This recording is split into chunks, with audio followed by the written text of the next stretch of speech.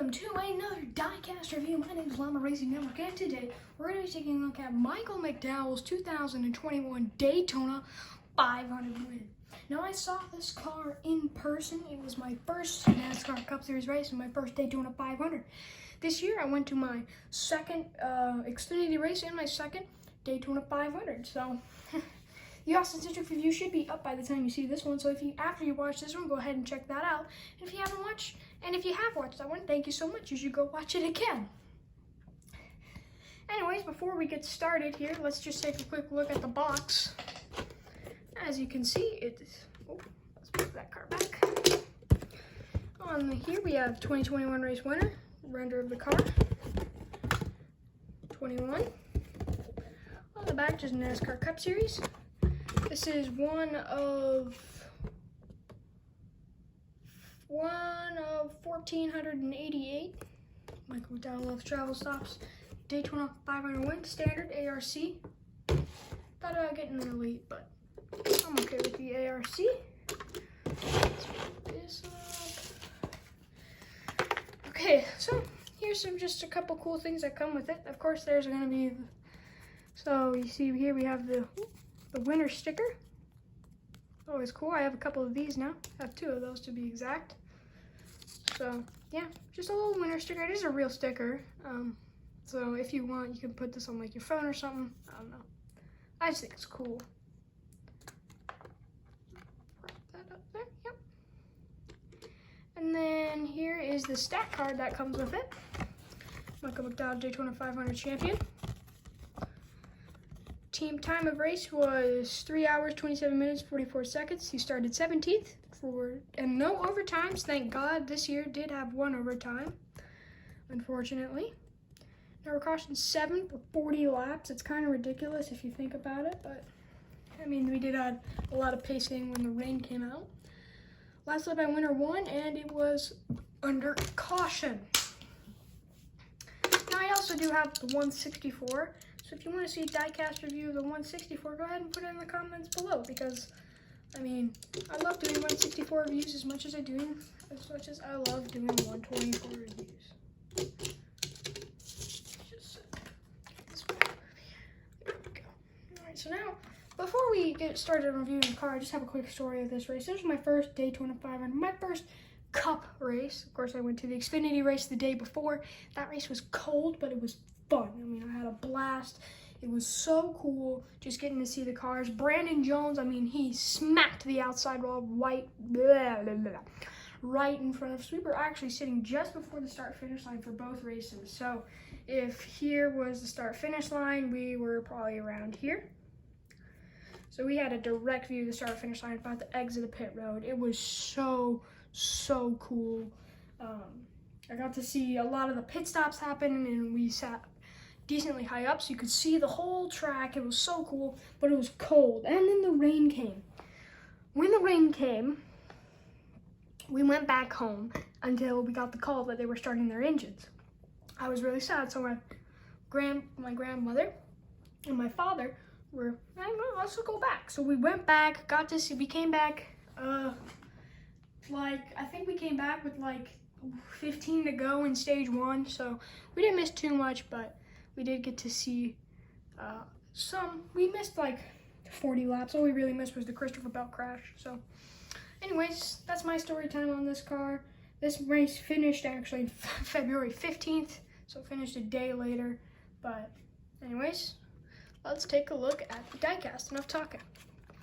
We'll take a look at all the sponsors before we look at all the race damage. On the hood you have Loves and Speedco, Ford, the Mustang symbol, and Mustang. Up there we have Front Row Motorsports, K&N Sunoco, NASCAR Cup Series, NASCAR Race Car. Can't quite tell what that says. It might say Bob Jenkins or something, because I know he used to own the team, but I'm not sure. Speedy Cash, Mac Tools, Racing Electronics, Mobile Ones, Sherwin-Williams, K&N, and Lincoln Welders. Big 34. I love the door number on this car. It's huge. Ooh, is that I've had this car for almost a year, and I haven't even noticed that.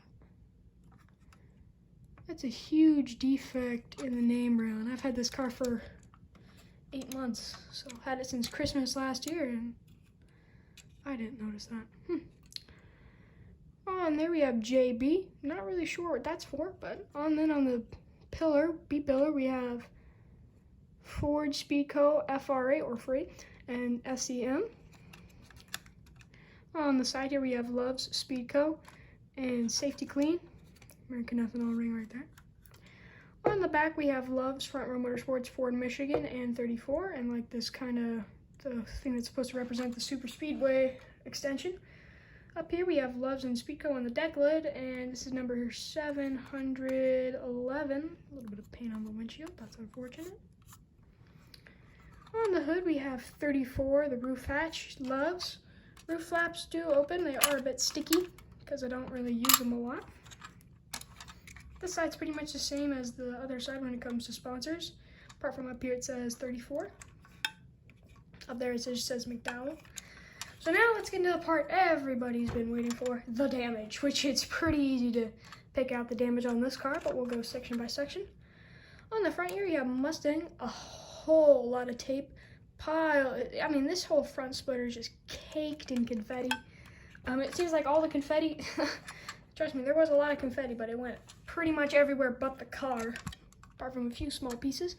The front hood is just covered, I mean, covered in rubber buildup. I mean, this is a very dirty car. Daytona is not the cleanest track to race that you can see. It's just piled up right there, less there, but a lot here and on the hood, so love that. That's super cool.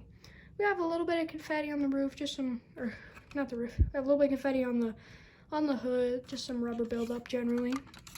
Tire isn't that messed up. This is his left front 8, so it's 8th set of tires. Wow, that's, didn't know they went through that many tires in a Daytona race.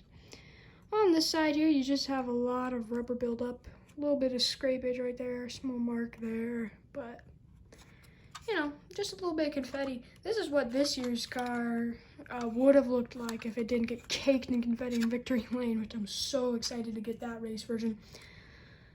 We have just some marks on the back, a little bit of rubber buildup, just your general. Love they did model the Super Speedway spoiler, which is very, very cool. There's something on that spoiler. There is. What does that say? Oh, it says Lincoln Welders back there. You can't really see it on camera, but it says Lincoln Welders. Now this is the side. This is the cool side. So he did get involved in the lap 14 big one. So that's where this came from. You can see we have a lot. We just have a big mark there. The exhaust is all burned out. Got a lot of rubber buildup and scrapage. Got some tape there.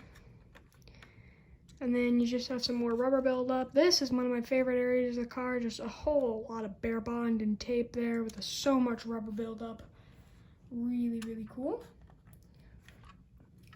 So this side of the car looks really nice. The tape does look a little iffy, but I'll let it slide because this is just such a cool car.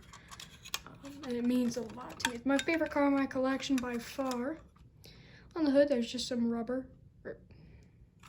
I said roof for here, and now I'm saying hood for here. I don't know what I'm doing. On the roof, this is the roof. This is the hood, Llama. Ugh. On the roof, we have 34, a lot of rubber buildup, just a little bit of dots of confetti, and Love's. I already pointed out sponsors. This is number 711, as I said before. Anyways, this has been a review of Micheal McDowwel's 2021 Daytona 500 race version.